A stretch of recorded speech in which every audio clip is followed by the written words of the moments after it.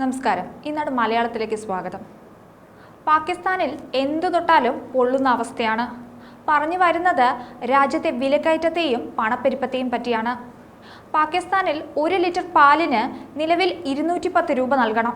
ക്ഷീര കർഷക സംഘടനയുടെ ആവശ്യങ്ങൾ അംഗീകരിച്ചാണ് വീണ്ടും പാകിസ്ഥാനിലെ പാൽവില വർദ്ധിപ്പിച്ചത്. പാൽവിലയിൽ ലിറ്ററിന് 50 രൂപ വർദ്ധിപ്പിക്കാൻ സാധ്യതയുണ്ടെന്ന് നേരത്തെ റിപ്പോർട്ടുകൾ ഉണ്ടായിരുന്നു.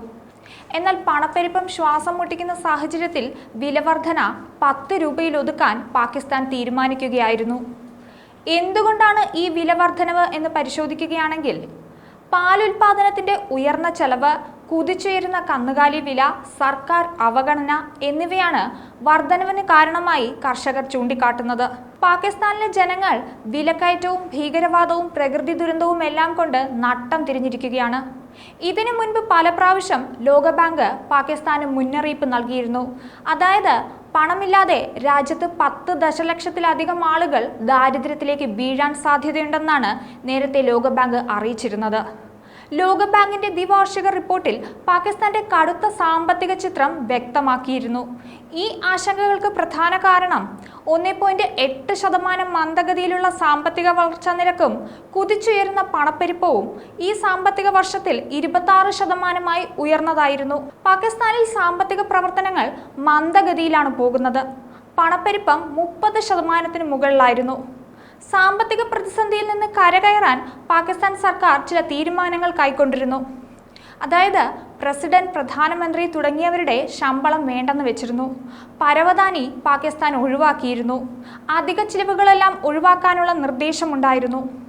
വാസ്തവത്തിൽ ഇതൊന്നും പാകിസ്ഥാന്റെ ഇപ്പോഴുള്ള സാമ്പത്തിക പ്രതിസന്ധിയിൽ നിന്നും കരകയറ്റാൻ പൂർണ്ണമായും സഹായിക്കില്ല.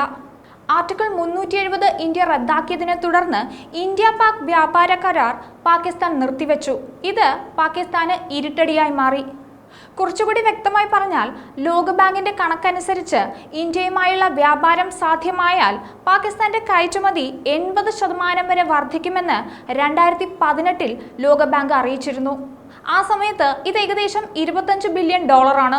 ഒരു രാജ്യം ഇത്രയേറെ സാമ്പത്തികമായി തകർന്ന് തരിപ്പണമായി നിൽക്കുമ്പോഴും അവിടുത്തെ ജനത മുഴുവൻ ബുദ്ധിമുട്ട് അനുഭവിക്കുമ്പോഴും ഇന്ത്യയെ തകർക്കാൻ ചൈനയിൽ നിന്ന് ആയുധങ്ങൾ ഇറക്കുമതി ചെയ്യുന്നുവെന്ന വാർത്ത നേരത്തെ തന്നെ പുറത്തു വന്നിരുന്നു.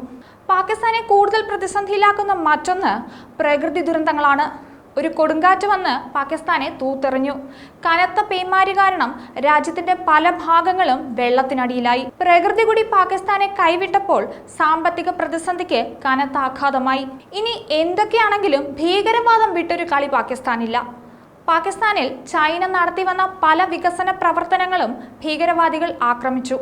അതായത് ചൈനയ്ക്കും പാകിസ്ഥാനിൽ നിന്ന് തിരിച്ചടികൾ നേരിടേണ്ടി വന്നു. ചൈന വളരെ പ്രതീക്ഷയോടെ നടപ്പാക്കി വന്ന ഗ്വാദർ തുറമുഖ പദ്ധതിക്ക് നേരെ ആദ്യം ഭീകരർ ആക്രമണം അഴിച്ചുവിട്ടു. പിന്നീട് 2 ജലവൈദ്യുത പദ്ധതിയുടെ വികസന പ്രവർത്തനങ്ങളും തടഞ്ഞു. ഇതിൽ ചൈനീസ് പൗരന്മാരുൾപ്പെടെ കൊല്ലപ്പെടുകയുണ്ടായി. അതിൽ ചൈന പാകിസ്ഥാനെ അതൃപ്തി അറിയിക്കുകയും ചെയ്തിരുന്നു. എന്നാൽ ചൈനീസ് പൗരന്മാർ കൊല്ലപ്പെട്ടത് സുരക്ഷാ മാനദണ്ഡങ്ങൾ പാലിക്കാൻ തയ്യാറാകാത്തത് കൊണ്ടെന്നാണ് പാകിസ്ഥാൻ പ്രതികരിച്ചത്.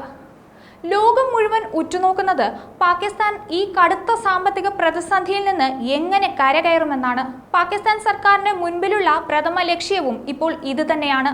പക്ഷെ ഇപ്പോഴത്തെ അവസ്ഥയിൽ പാകിസ്ഥാന് അതത്ര എളുപ്പമാകില്ല. ലോകബാങ്കിൽ നിന്ന് കൂടുതൽ സഹായം പാകിസ്ഥാൻ പ്രതിനിധികൾ നേരത്തെ തന്നെ ആവശ്യപ്പെട്ടിട്ടുണ്ട്. പിന്നെ പാകിസ്ഥാൻ ഒരു പ്രതീക്ഷയുള്ളത് ചൈനയാണ്.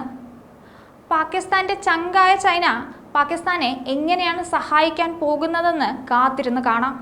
ന്യൂസ് ഡെസ്ക്, ഈനാട് മലയാളം.